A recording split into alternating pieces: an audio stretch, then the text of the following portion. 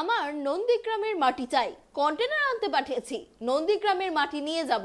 যে মাটির তিলক আমি কপালে প্রত্যেকদিন লাগিয়ে বলতে পারবো শুভেন্দু অধিকারী প্রাক্তন বিরোধী দলনেতা, প্রাক্তন বিধায়ক হয়েছেন।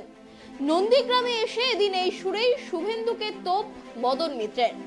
মদন এদিন কার্যত শুভেন্দুকে চ্যালেঞ্জ ছুড়ে দিয়ে বলেন, কবে লড়তে চান, কোথায় লড়তে চান, দিন আর সময়টা বলুন, মায়ের দুধ খেলে সামনাসামনি লড়াই হবে, উই আর রেডি।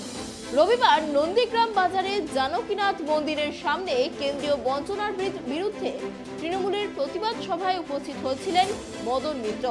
সেই প্রতিবাদ সভা থেকেই বিরোধী দলনেতাকে এক হাত নিলেন বিধায়ক মদন মিত্র। টুইট মুইটে বাদ দিন, টুইট না সুইট। নন্দীগ্রামের বাজারে নামুন, আর কবে লড়বেন, কোথায় লড়বেন, ডেট আর টাইমটা বলে দিন।